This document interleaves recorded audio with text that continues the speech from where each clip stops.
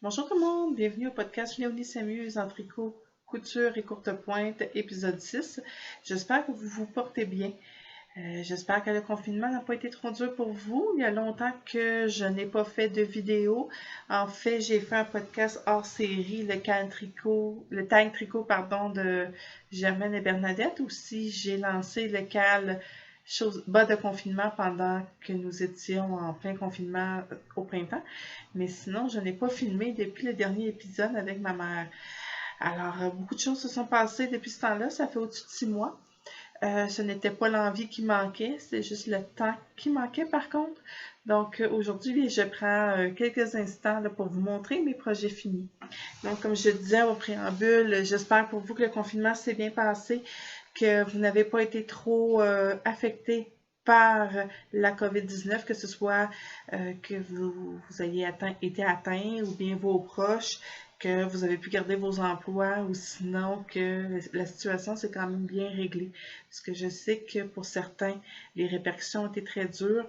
Donc, j'espère que tout va bien pour vous. J'en ai profité un peu pour tricoter pendant ce confinement, mais je n'étais pas complètement arrêtée. Au contraire, j'ai été considérée service essentiel au DPCP. Donc, nous étions au poste en télétravail, mais toujours présentes. Somme toute, c'est certain que ça change la routine. Donc, ce qu'on était habitué de sortir, d'aller voir des amis, bien, on restait à la maison. Alors, pendant ces périodes-là, j'en ai profité pour tricoter un peu, puis aussi pour me changer les idées. Donc, sans plus tarder, je vais vous montrer mes projets finis. Alors, je les ai bien notés, comme ça sera plus efficace et j'aurai l'air préparé. Avant de commencer, vous êtes en direct chez moi, dans ma verrière. Alors, vous voyez la cour extérieure, mon vieux cabanon, mais que j'apprécie sa rusticité. Et mes chats vont se promener au cours de l'épisode. Donc, premier projet terminé. Oui, fais coucher sur les projets. Tu peux pas te tasser, hein? Non, on ne veut pas se tasser. Bon. Alors, une amie à moi a eu un petit bébé au mois de juin. Et quand je l'ai visité, je n'avais rien apporté encore. Puis je me disais non, ça, je peux pas faire ça. Donc je lui ai tricoté. Oh, la lumière, c'est plus difficile que je pensais. Alors, c'est le Anchor Shirt de Petite Knit. Oui, alors ça sort beaucoup plus foncé à l'écran. On voit peut-être pas les détails du yoke, peut-être ici. Alors, c'est un modèle que vous connaissez qui existe en modèle adulte. Ici, j'ai fait la taille 6-9 mois. J'ai utilisé comme laine je vais prendre mon cahier, la Samness Garn Lanet, qui est une laine maintenant discontinuée, que j'avais acheté en liquidation au tricot de Sandrine. C'est un 100% Merino Superwash, donc parfait pour les tricots de bébé. Et le coloris utilisé est le 77-62, qui est un vert. Donc, c'est à ça que ça ressemble. Oh non, c'est vraiment difficile. Donc, comme ça, qui est un vert émeraude. Donc, c'est tout joli avec le petit crochet et la petite chaînette en crochet, le bouton. Donc, taille 6-9 mois. Ça se recote super bien. Les patrons de petite knit, là, c'est rien de compliqué. Et je trouve que ça va être tout mignon pour le bébé. D'ailleurs, il faudrait que j'aille lui donner bientôt. Premièrement, la météo est clémente pour qu'un bébé puisse porter ce type de chandail. Et également, bien, j'aimerais que ça y fasse encore. Donc, je vais m'organiser cette semaine-là pour aller lui donner. Ensuite, autre projet terminé, le Hipster Shawl de Rory Locatelli. Alors, j'avais participé au CAL COVID-19 lancé par Kim. Et c'est ce châle que j'ai commencé et terminé dans les temps. Ça faisait longtemps que je n'avais pas tricoté de châle, donc ça donnait bien. Puis franchement, ce châle est fort pratique. Voyez-vous, comme ça, je l'entoure. Mais ce matin, là, voyez-vous, avec ma veste de laine, je l'ai portée pour aller travailler. Et donc, c'est ça que ça donne. La laine utilisée. J'en ai un échantillon ici. À moins que ma fille l'ait déplacé. Bon, ma chatte a déplacé la laine. Non, pardon, ici. Alors, ici, la laine qui est encore en cake. J'ai l'étiquette. C'est de la Fibra Natura Kingston Tweed. Voilà, que j'avais acheté à la boutique Mouton sur Broche à l'Assomption. Et la composition est un 50% laine, 25% alpaca et 25% de rayon de bambou. Alors, c'est ce qui fait l'effet tweedé. Franchement, c'est un petit aspect rustique qui se porte très bien autour du cou une fois lavé. Ça tricote super bien. C'est une grosseur geekée. Et le métrage est 177 mètres par 50 grammes. Donc, techniquement, ce serait une grosseur sport, mais c'est tout léger, mais le diamètre fait vraiment un geeké. Et j'ai tricoté ce châle. J'en ai pris 3, 4, j'ai plus la quantité exacte. Cependant, dites-vous que le châle, j'ai eu une petite erreur parce qu'il me manque 2 répétitions d'un motif. Également, le châle sur Ori donne beaucoup plus grand, c'est que je l'ai tricoté avec des aiguilles recommandées, mais compte tenu que je fais rarement des échantillons pour un châle, ça fait que je tricote serré puis qu'ils finissent toujours un peu plus petits. Donc, morale de cette histoire, faites des échantillons même quand vous tricotez un châle. Alors, j'aurais dû prendre une aiguille au-dessus. Mais quand même, ça fait quelque chose de tout à fait confortable. Alors, je le porte surtout en foulard. Du coup, comme ça, comme je vous avais montré précédemment. Et voilà, tout à fait confortable. Donc, je l'ai porté. Fin du printemps, c'est encore frais. Je commence à le reporter aussi au courant de l'automne. Les matins sont froids quand j'ai sorti de la maison. Alors, c'est un autre projet terminé. Ensuite, le Félix Pullover. Voilà, de Amy Christophers. Plusieurs personnes l'ont tricoté, donc vous connaissez ce modèle. Je l'ai tricoté la taille 52,5 pouces, donc ça fait juste parfaitement pour les anses. La laine, c'était quelque chose que j'avais dans mon stash parce qu'on devait avoir quelque chose de grosseur hareng. Donc j'avais acheté il y a quelques temps la Lion Brand, je recommence, Lion Brand Fisherman's Wool, qui sont, vous savez, les gros... C'est pas des écheveaux, c'est des grosses balles d'environ 400-425 mètres la balle. Et c'est un 100% laine non traité, rustique. Alors, le coloris ici, c'est le coloris 126. Comme vous voyez, c'est brun. Mais pour ce type de chandail, je trouve que c'est parfait. Une fois lavé, ça se porte bien. C'est chaud. J'avais acheté ça, c'est souvent soit en vente chez Michaels ou même Fabricville ou autre boutique. Alors, on s'entend, c'est rien de fancy, mais c'est un 100% laine, puis ça, je l'avais dans mon stash, donc aussi bien l'utiliser, puisque je suis dans une optique, là, je tricote ce que j'ai dans mon stash. Donc, voilà, je l'ai terminé. Je l'ai terminé au courant du mois de mars. Je voulais le porter s'il y avait eu le Knit City, mais finalement, ça a été annulé pour des raisons qu'on connaît. Donc, je l'ai porté la même journée où le Knit City devait avoir lieu pour porter mon kit que j'aurais porté si jamais j'avais dû aller à Knit City.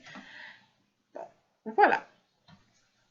Très contente. Un chandail qui est crop. Vous achèterez le patron, c'est un patron payant, hein, avec le petit détail du raglan. Alors, avec un jeans taille haute, là, comme je porte actuellement, une jupe taille haute ou salopette, n'importe quoi. Vous mettez ce chandail par-dessus, puis ça fait un très beau kit.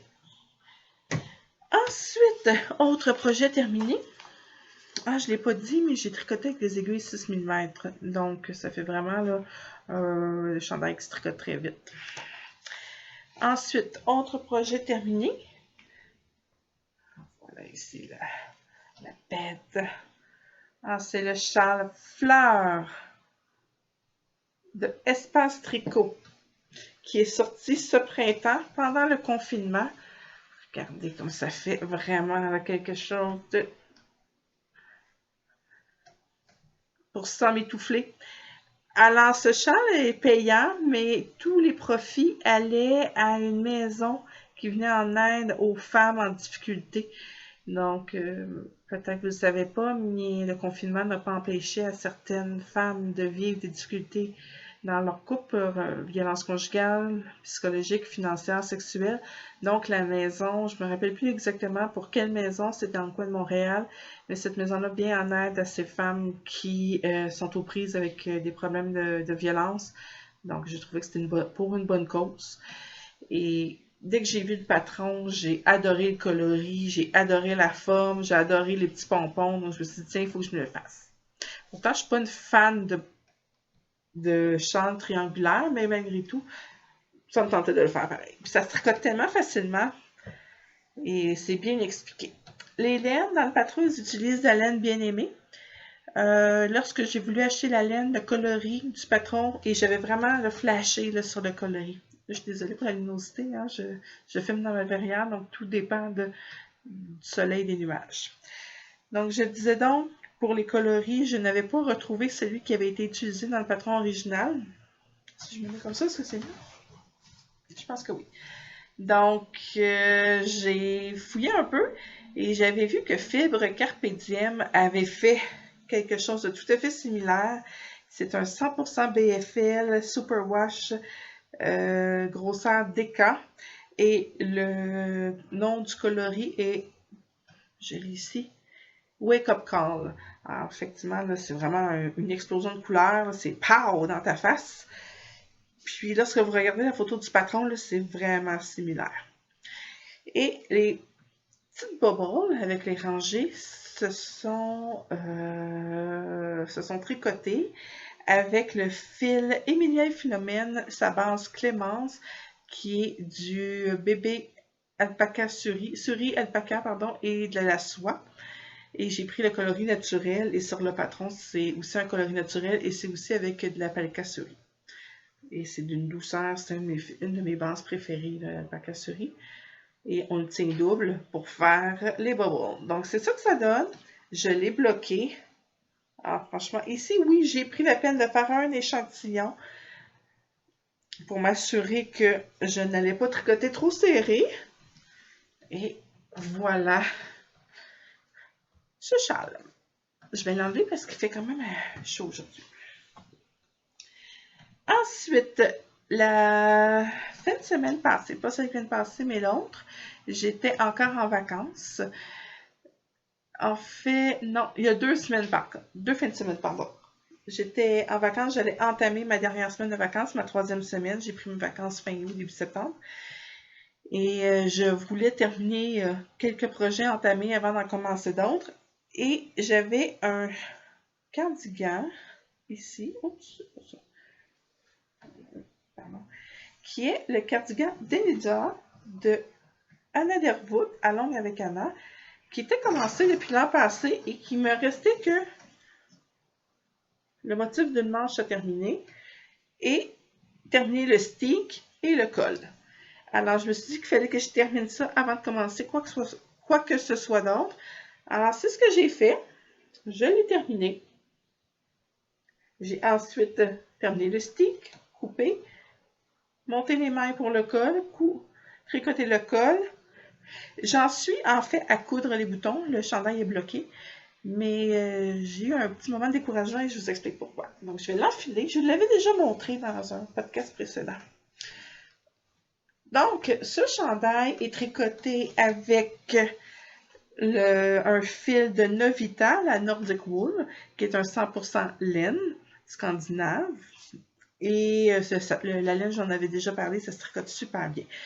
Quand j'avais fait le chandail, dites-vous que le patron recommande 10 cm d'aisance positive. Donc, j'ai tricoté la taille 140 cm. Je fais un tour de buste de 123 cm. Donc, j'en suis à 17. Somme toute, je me suis dit, bon, ça va faire quand même. Mais c'est vraiment grand. Quand il n'était pas bloqué, ça faisait bien. Mais regardez, là je me lève. Il est beau, là, je suis satisfaite, mais il est vraiment grand. Et quand vous êtes taille plus comme moi, l'aisance positive, c'est personnel, là, mais je trouve qu'il faut faire attention avec ça. Parce que si tu le fais vraiment trop grand, je trouve que ça fait juste amplifier. Donc, finalement, j'aurais dû faire la taille en dessous, mais j'étais en test, puis la taille en dessous était déjà comblée. Donc, Voilà. Mais oui, ce patron-là est vraiment fait grand. Et les manches là, sont un peu longues. Donc, ce que je risque de faire, parce qu'il y a grand et grand, là, je vais peut-être la passer un petit peu dans la sécheuse ou m'organiser pour le rapetisser un peu, parce que sinon, je trouve que il pend un peu. Parce que c'est une manche tombante, j'ai vraiment respecté parfaitement le patron. L'échantillon tombait pile poil. C'est sûr qu'au blocage, je l'ai tiré, mais quand même, c'est l'effet que c'est supposé donner. Puis ici, là, les boutons vont s'en aller ici, puis on l'attache. Mais pour ma part, la taille en dessous aurait été amplement suffisante et ça aurait donné un effet oversize malgré tout. Alors, je vais le porter, mais moins. C'est pour ça que je ne me suis pas dépêchée pour mettre les boutons encore. C'est triste parce qu'il y a quand même beaucoup d'heures de travail là-dedans. Mais sinon, rien à dire sur le patron. C'est un beau patron, un beau rendu. Et si vous voulez une veste pour cet automne, je vous le recommande. Donc, ça complète pour les gros morceaux. J'ai tricoté quelques paires de chaussettes que je vais vous montrer à l'instant. Donc, la première paire de chaussettes terminée, c'était pour participer à un cal qui était Raconte-moi un tricot organisé par les filles. Non, c'était Raconte-moi un voyage organisé par les filles de Raconte-moi un tricot. Qui était un cal, je trouvais ça l'idée vraiment intéressante. C'était soit que tu utilises une laine ou un patron de ce côté-ci de l'Atlantique et avec une laine et ou un patron associé d'un autre artisan de l'autre côté de l'Atlantique. Par exemple, j'ai utilisé ici de la laine. Alors, le patron... Excusez, c'est mon chat qui a fait tomber quelque chose. Donc, la laine utilisée, c'est la Humble Knit Humble Socks, qui est un 75% laine British, 25% nylon. Le coloris est Playground. Je l'adore. Cette laine là-bas est géniale. Je la recommande. J'en ai acheté un autre coloris dans les teintes de rose que je risque de faire le Into the Woods de Melody of Lynn. Bon, tu me descends de là, mon chat. Mon chat, il y a des jouets de mon fils autour. Là. Donc, c'est ça. Voilà. Et le patron que j'ai fait, le patron est le Leafy Socks de Elodie Morin. Elodie, qui est une des deux animatrices du podcast Comme un lundi, avait sorti l'an passé un patron et je trouvais que le coloris, le type de laine avec ce patron qui a des torsades, alors la combinaison était gagnante et je reste avec cette idée, j'ai adoré. J'ai tricoté ce bas en 2,5 mm, taille 72 mailles. J'ai un pied fort, donc quand il y a des torsades, il faut que j'augmente mon nombre de mailles. Alors, c'est un patron payant, je vous le recommande fortement. Lorsque le cal avait pris fin, je n'avais pas encore fini la deuxième chaussette, mais j'avais posté une photo sur Instagram, mais j'ai eu le temps de le finir après. Ensuite, un autre bas que j'ai fait, j'avais lancé un cal, hashtag cal bas de confinement, justement pour inciter des gens à tricoter des chaussettes pendant le confinement. Et pour ma part, j'ai tricoté une chaussette avec de la laine autorayante toute simple. Alors, la laine choisie était de la Biscuit Yarns, la base Bisox, qui est connue, là, vous la connaissez bien. Le coloris est le Hudson's Memories. Alors ici, j'ai pris une laine contrastante pour faire le talon et la pointe. Ici, c'est en bleu. L'autre chaussette, ça se voit moins bien avec le contraste, là, mais l'autre chaussette, c'est en vert. Donc, je vous l'approche. J'ai monté 68 mailles sur des 2,25. J'aime quand la chaussette s'est tricotée serrée. Comme ça fait un effet plus dense. Et 68 mailles sur des 2,25, c'est parfait pour moi. Autrement, sur des 2,5, je vais monter entre 64 à 66 mailles. Donc, sur des 2,25, je vais juste monter 68 mailles. Puis, je vais vous dire, c'est la grandeur recommandée pour mon pied. Alors, c'était mes chaussettes cal bas de confinement. Ces chaussettes, comme les Leafy Socks, vont aller dans ma boîte de bas 2020. dernières chaussettes que je veux vous montrer, ce sont celles-ci. Alors, c'est les chaussettes bas rayures déconfinées. Alors, c'est teint par Mélissa Gendron de Léa Flora. C'était de la laine haute rayante qu'elle avait commencé. Elle avait fait un shop update au mois de juin où elle en avait mis sur son site, mais ce coloris-là, à moins que je me trompe, était réservé pour les confinés de l'Abitibi-Témiscamingue, parce que nous, on a été une région qui était confinée, et Rouyn-Noranda encore plus confinée. Donc, il y avait l'enclave qui était Rouyn-Noranda, ensuite l'Abitibi-Témiscamingue en général, et le reste du monde. Non, il y avait d'autres régions là, confinées aussi. Vous allez me dire, vous avez tout à fait raison, mais on avait vraiment l'impression d'être isolé du restant du monde pendant cette période-là. Mais il y avait des bonnes raisons pour le faire, puis ça a été de courte durée. Mais ceci étant dit, Mélissa en a teint des rayures. Alors, j'ai pu faire les deux bas, et surprenamment, parce que Mélissa avait teint un écheveau de 50 grammes. Donc, les deux bas, le rayé a été fait avec un écheveau de 50 grammes. Les deux bas ont été faits avec un écheveau de 50 grammes. Et il y avait une mini pour, j'essaie d'aller chercher la lumière, peut-être comme ça. Il y avait une mini pour le coffre, le talon et la pointe, dans le même bleu qu'une des rayures. Donc, le kit total était de 70 grammes. Et moi qui ai des grands pieds, j'ai été capable de me faire des chaussettes. Il en reste presque plus. Là. Je vous dirais qu'il y a peut-être une répétition de coloris dans mon écheveau de restant pour les rayures et à peine quelques grammes pour le bleu.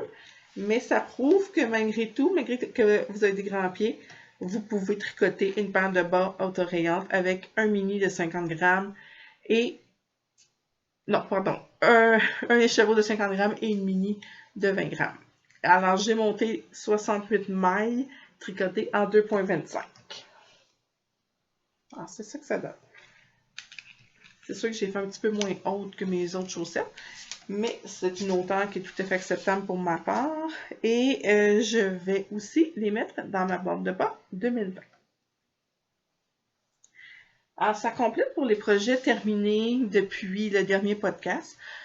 Il y en a quelques-uns, mais pas tant que ça quand ça fait 6 mois que je n'ai pas enregistré de podcast officiel. Mais bon, j'y vais tranquillement pas vite. J'ai cousu un peu, mais pour la couture, je vais vous les montrer dans un prochain podcast parce que je veux vous montrer 2-3 projets de couture en même temps. Donc, il y en a un autre que je suis en train de faire. Donc, je vous montrerai le tout plus tard. Dans les projets en cours, mes deux principaux. Alors, juste avant qu'on soit confiné, j'avais commandé chez Knitting for Olive au Danemark la laine nécessaire pour tricoter le Aros Sweater de Petite Knit qu'elle venait de sortir. Et moi, je la voulais absolument version robe. Alors, c'est une robe avec des rayures. J'avais commandé ma laine. Écoutez, je pense que j'avais été à mon tricot Langagne, nos tricoteuses de Val-d'Or, le jeudi, on s'était rencontrés. C'était dans les dernières fois que c'était ouvert. Et le vendredi, les écoles étaient fermées. Puis le gouvernement Legault a annoncé un confinement la semaine suivante. Ça s'est passé très vite. Dès que j'ai reçu ma laine, j'ai commencé à tricoter le Aros Sweater que je fais en Aros Dress. C'est un patron payant de Petite Knit. Tricoté avec 9 coloris de Knitting for Olive. Et Knitting for Olive, qu'est-ce qui est bien, c'est que vous pouvez commander la couleur en mérino. Je vais vous montrer un exemple. Donc, c'est sûr que c'est utilisé. Là. Donc, voyez-vous, une petite balle de mérino, 250 mètres, 100% mérino. Et vous pouvez assortir le mohair, exactement le même coloris. Donc, j'en ai commandé 9 coloris comme ça.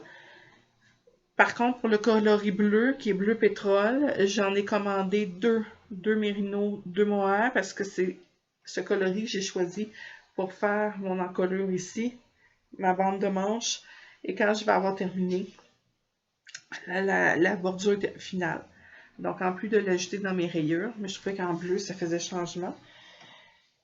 Alors, La robe n'ira pas jusqu'aux chevilles comme la designer de Petite Knit le porte.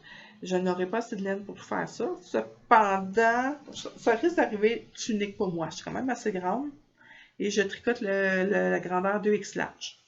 Puis je l'ai essayé, pas bloqué et ça fait. Les manches m'arrivent ici. Je les aurais peut-être prises un pouce de plus. Mais d'un coup bloqué, mais sinon c'est pas grave. Puis vraiment très confortable. J'adore le drapé que ça donne. Le petit halo du mohair. Et ce sont les rayures, les couleurs que j'ai choisies.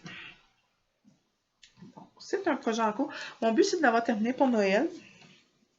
Si Noël il y a, non, c'est sûr qu'il faut toujours avoir un 25 décembre. La question de savoir, c'est est-ce que les célébrations seront les mêmes?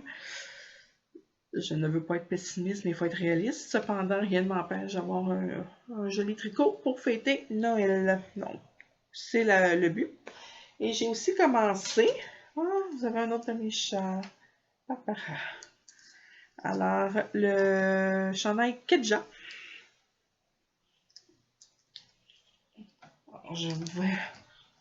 Alors, comme vous voyez, le yoke est terminé. Alors, pour vous expliquer c'est quoi ce chandail-là. En 2015, mon conjoint et moi, nous sommes allés en Islande. J'étais enceinte, je ne le savais pas. Puis c'était notre voyage, un voyage de couple. On était tous les deux très heureux d'aller en Islande. Et bien entendu, j'ai rapporté beaucoup de laine de mon voyage. Puis la laine, quand tu l'achètes là-bas, même avec le taux de change, là, ça coûte absolument rien. J'avais aussi acheté un recueil, il est dans mon autre pièce, de patrons islandais. Puis pour ajouter à l'authenticité, j'ai décidé d'acheter la version islandaise. Il existe pourtant en version anglaise, mais bon, je me trouvais bien drôle à l'époque. Ça fait qu'il y avait plusieurs patrons, puis j'avais déjà acheté la laine requise pour certains patrons, 2 patrons que j'avais trouvés beaux. Déjà, ça ici, le patron c'est Kedja, alors ça s'écrit K-E-D-J avec une espèce d'accent A. Alors je sais pas si ça se prononce correctement, là c'est en islandais. Et dans le livre, c'est une petite robe tunique noire avec le yoke coloré, les manches longues, motif aux manches. Puis, c'est vraiment une petite robe. Puis, dans le bas, tu as le choix de mettre un motif ou non.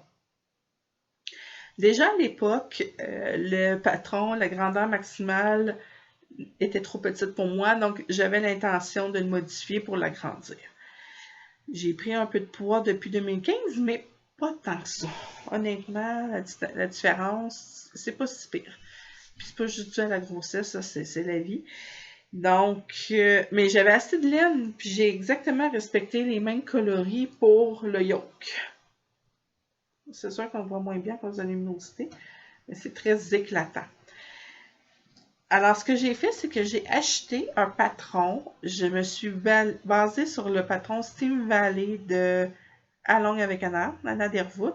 Elle a sorti ce patron cet hiver, au printemps, et elle l'a tricoté avec de la laine Lopi. Et la laine que j'utilise est de la laine Lopi.